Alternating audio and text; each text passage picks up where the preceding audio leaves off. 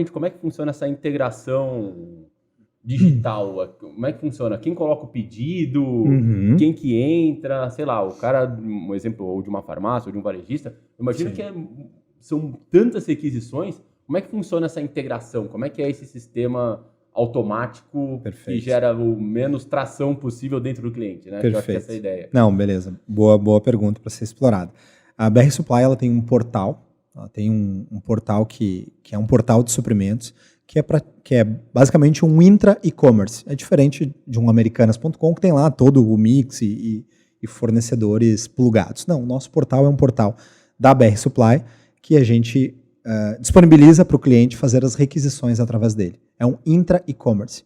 Tá. Não é os 14 mil itens, são os itens validados e homologados pelo cliente que farão parte desse portal. Tá. Então lá, a Live tem lá uma tabela com 500 SKUs. Então, são esses 500 SKUs que a Live... Exatamente. Eu vou entrar lá, live.brsupply.com. Isso, exatamente. Bater um enter e entrei lá no site. Exatamente. O nosso modelo, como ele é um modelo que promove a desoneração, a gente não gostaria que a Live tivesse uma pessoa comprando, centralizando a compra.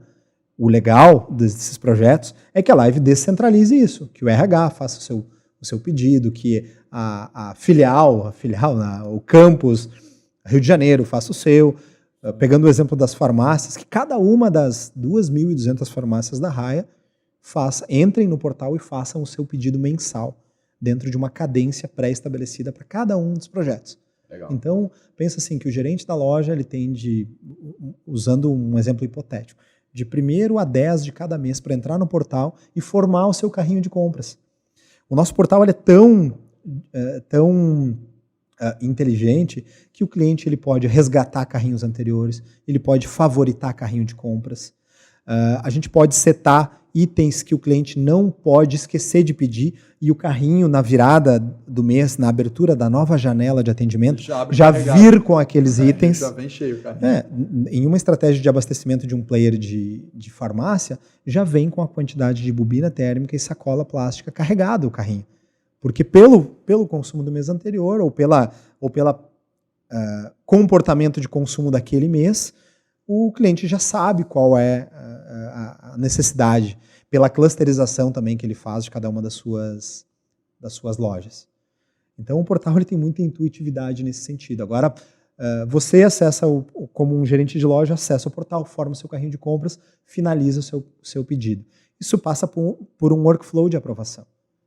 Pode ter uma estratégia de verba por local, ou até por quantidade de itens, ou por verba por categoria também. Tudo é possível.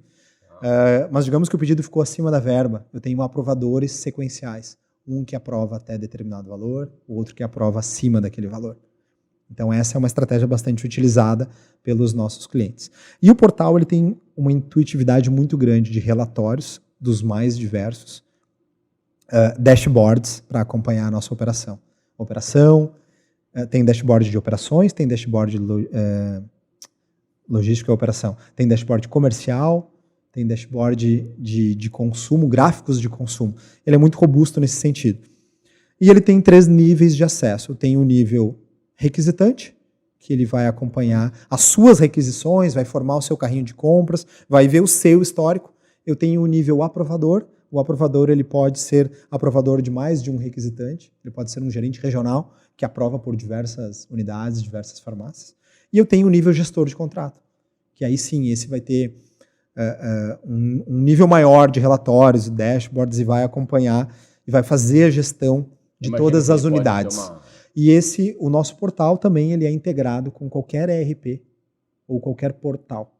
Então, assim, o cliente ele tem SAP, TOTOS, Oracle, a gente consegue integrar através de uma web service personalizada, de APIs, muito digital, assim, para que daqui a pouco a ordem de compra seja efetivada pelo SAP, isso retorna para o nosso portal já com a PO informada e a gente pode seguir daí no processamento do pedido. Perfeito. Então ele entra no seu portal, por exemplo, na hora que ele faz a aquisição ali, já vai direto para o SAP, o cara no SAP aprova, e aí retorna. De volta sozinho e faz a compra. Isso. Tem uma comunicação de retorno através das APIs, né, que foram configuradas. A gente já tem aquele pedido visível, aprovado ali no nosso sistema de gestão, e já tem a condição de programar a entrega, de programar a operação daquele pedido. Acredito que para cada cliente que você tem, Você tem uma fase de setup ali, de configuração inicial. Exato. Porque, por exemplo, essa questão de autorização, o valor, deve variar por cliente-cliente. Com certeza. Você configura. Esse cliente aqui vão ter 2 aprovações, esse aqui só vai ter uma, esse aqui tal valor, e aí você, de acordo com o cliente, vai fazendo setups diferentes. Exatamente. Né? Tem clientes que trabalham com verba, tem clientes que daqui a pouco não tem esse nível de maturidade e prefere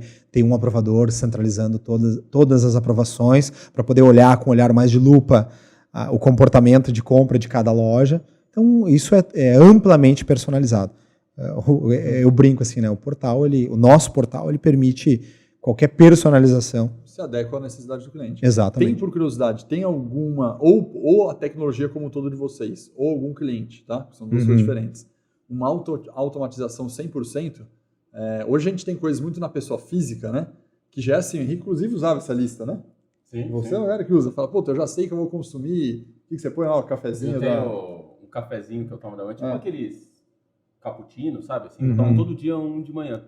E eu adoro o da Starbucks lá nos Estados Unidos, só que aqui no Brasil não tem. Então eu compro um da Nestlé lá que eu chego todo dia, eu comprava na Amazon, 30 por mês. E você deixava automático. Automático. Compra recorrente. Compra recorrente. Só que aí a Amazon colocou um negócio que não pode mais de 10. Então eu tive que fazer 3 pedidos de 10. Nossa, que inteligente. A cada 10 dias chega uma caixa em casa com 10 cafezinhos. Então, essa compra recorrente. Primeiro, se vocês têm uma tecnologia de recorrente nesse nível. Sim. E segundo, que mesmo que vocês tenham essa tecnologia, pode ser que nenhum cliente fale, não, recorrente é muito arriscado e eu nunca vou entrar. A gente tem a tecnologia da proposição recorrente, como esse exemplo que eu citei. Proposição. Proposição. Recorrente, assim, não, 100% nada. não.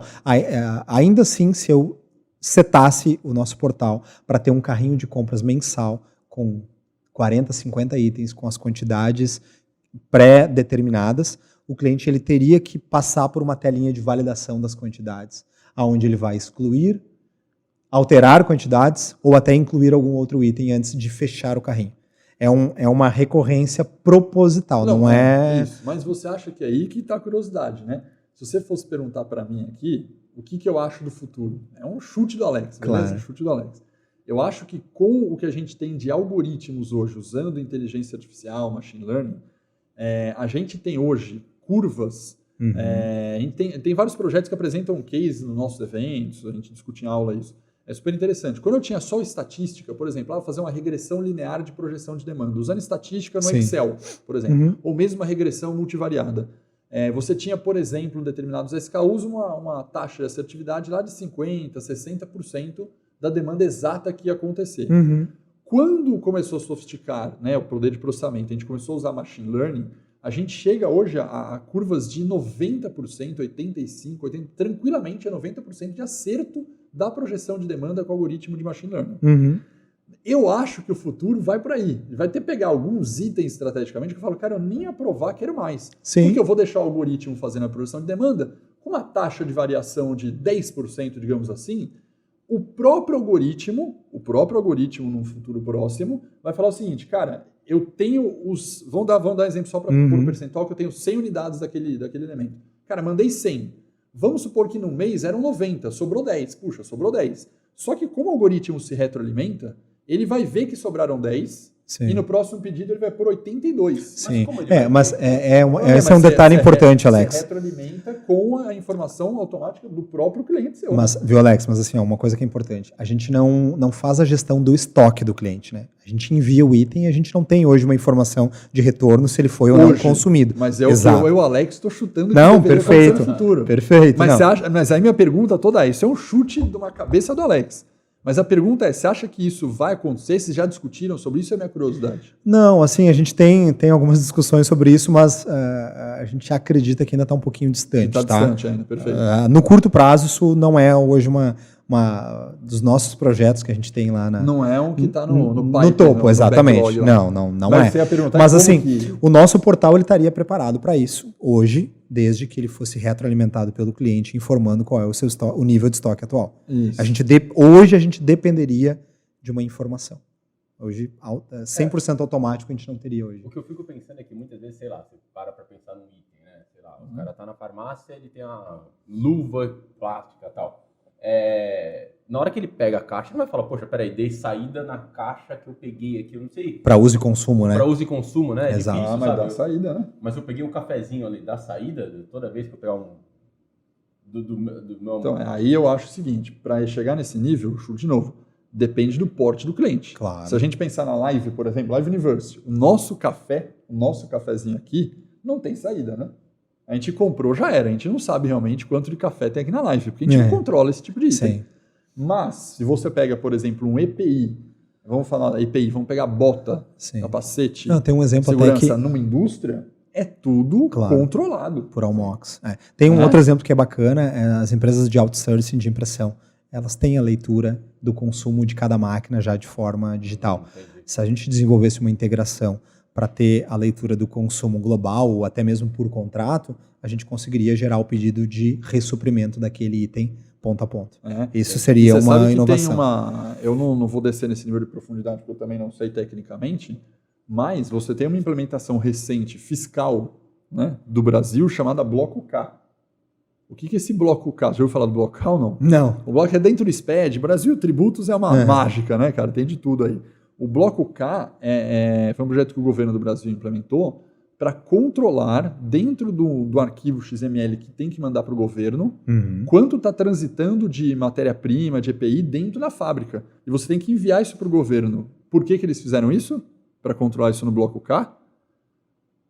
Porque a sacada é o seguinte, se eu estou comprando, vou dar um exemplo, 100 de matéria-prima, e vamos supor que num exemplo bem didático, cada uma matéria-prima eu produza um item que eu vou vender, se eu comprei 100 matérias-primas, como é que eu só vendi 50? 50. Eu ia falar, opa, tem sonegação aqui no meio. Sim. Então o governo implementou o Bloco K, ou seja, grande parte de indústria, por exemplo, já tem que ter esse controle por uma obrigação fiscal do Brasil de ter o controle disso que está circulando dentro da fábrica. É lógico, o café é mais difícil. Sim. Né? O café está lá, matéria de limpeza. Mas eu acho que é um caminho que vai se discutir. Mas isso teria que ter coragem, e eu vou usar essa palavra coragem, da própria empresa cliente, né? Claro, com certeza. Porque a empresa cliente acho que ainda tem uma cabeça hoje do tipo, nossa, mas quem vai provar? Ninguém vai provar. Nossa! Né? Você vê perfil bem diferente, assim, entre clientes que são, vou chamar um pouco mais arrojados e clientes menos arrojados nesse ponto. Puxa, aqui eu quero fazer uma etapa só, porque eu confio em todo mundo, eu quero velocidade. E outro cliente que fala, não, cara, eu tenho que ter controle. Você enxerga isso ou é meio parecido? Eu acho que não por setor de atuação, mas por porte. Os clientes, geralmente maiores, eles nos impõem, assim, nos empurram para um nível de automação e digitalização maior. Tá. Porque, por óbvio, né, um TCO de um cliente que tem, sei lá, 1.200 lojas, como Via Varejo, seria muito caro ter um processo analógico de requisição de suprimentos indiretos. Então, acho que está mais ligado ao aporte, mas esse nível de tecnologia e inovação eu percebo em todos os setores. A gente tem farmácia, obviamente, né, um setor bem relevante. O bancário, o varejo bancário, a gente atende praticamente todos os grandes também, tem um nível de automação e digitalização muito elevado. O varejo tradicional também. Talvez, se pudesse citar um setor ainda que está um degrauzinho abaixo aí na inovação, talvez o Facilities, ele tem um espaço maior aí para as empresas prestadoras de serviço, que também Perfeito. É um nicho que a gente atende muitas empresas, é uma das carteiras mais representativas nossas, anda par e par ali com o varejo farmacêutico e varejo bancário, esse setor de serviços, talvez ele pudesse arrojar um pouquinho mais, e inovar e digitalizar um pouquinho mais os processos. Porte, né? E a gente tem uma audiência aqui que pega todos os portes de empresa, né? Claro. E aí ficou uma curiosidade. Você pega uma empresa que nem a Live, que não dá para comparar a Live com o Bradesco, por exemplo. Claro. Você falou que não, a gente tá falando do Bradesco. Cara, só a Cidade de Deus do Bradesco é um consumo tanto que a Cidade de Deus, mas todas as agências são portes completamente diferentes. Você atende, por exemplo, ou tem muito, ou faria sentido para a Live, por exemplo, ser atendida, ou você acha que a gente tem um consumo de café tão pequeno que não vale a pena? Não, dando exemplo no pelo café, contrário, Alex, pelo contrário, o nosso modelo ele prevê o atendimento e a desoneração e a economia para todos os portes de empresas. Mesmo por quem consome pouco café, mesmo quem consome pouco, poderia porque, usar o serviço. Com certeza, porque a gente disponibiliza muitas vezes o portal para essa empresa sem integração, porque ela não quer investir em integração, ou não tem o RP. Isso, cara, e o portal ele tem a robustez para andar sozinho, para caminhar sozinho. Então a gente já já dá um tombo ali de modelo para essa empresa. Perfeito. Extremamente relevante. Ela sai de um modelo analógico já para um modelo digital. E ela vai consumir, provavelmente, 99% dos itens, aquilo que grandes já consomem. E ela vai se aproveitar da negociação que a BR Supply já faz. Você tem... essa é uma pergunta tricky question. Né? Eu sempre gosto de fazer as perguntas capciosas. A pergunta é, você tem diferença no preço? A gente pegou o café como exemplo. Do café para cliente por cliente, por exemplo, eu consumo um volume pequeno. Aí você pega um Bradesco, consumo um gigante. Mas não tenha dúvida, é lógico. Essa é capciosa mesmo, mas assim... É capciosa, mas fácil de... Não, assim, Alex, a nossa agressividade, o nosso apetite comercial, ela está intimamente ligada ao volume. Isso. Aquilo então tem diferença. Tem diferença. E também vai ter diferença, porque como os nossos projetos é quase que um projeto de consultoria, quase não, é um projeto de consultoria, eu vou ter profunda análise daquilo que é curva ABC do mix do cliente. Então eu preciso ter uma competitividade extremamente alta naquilo que é curva A para gerar saving. Eu preciso ter uma competitividade intermediária naquilo que é curva B. Perfeito. E eu não preciso ter tanta competitividade no curva C porque ele é um item mais de conveniência. Perfeito. Entendeu? Ele vai estar ali ajudando a compor um ticket médio de pedido. Perfeito. É o que faz sentido a BR Supply atravessar o Brasil com uma caixa de um pedido. Com um par de luvas, uma bota, um par de botas, né, óbvio, né? Um protetor auricular, 2 resmas de A4, 2 lápis, um apontador. É isso que faz sentido. Uma empresa pequena, queira ou não uma empresa pequena, pode se beneficiar dessa compra gigante que você faz. Óbvio. E eu comprar um papel, né, A4 mais barato do que eu compraria se eu fosse direto uma papelaria na mão. Sem dúvida. E o nosso modelo é retail, ele é de atendimento fracionado. Então, a gente atende hoje, por exemplo, a Batio de Latte, que é bastante forte aqui em São Paulo. Imagina que eu não vou exigir da Batio um consumo de uma caixa de papel A4 com 10 resmas. A gente vende a resma. O nosso modelo está previsto em atender o item na menor unidade possível. É óbvio que a gente compra caixa com 10, mas a gente vende resma. Por isso que o nosso CD ele tem uma área de picking, que é coleta de fracionado, e uma área de coleta de volume de embarque. E esses dois modelos de coleta, eles se unificam no final e geram um pedido perfeito para ser entregue ponto a ponto.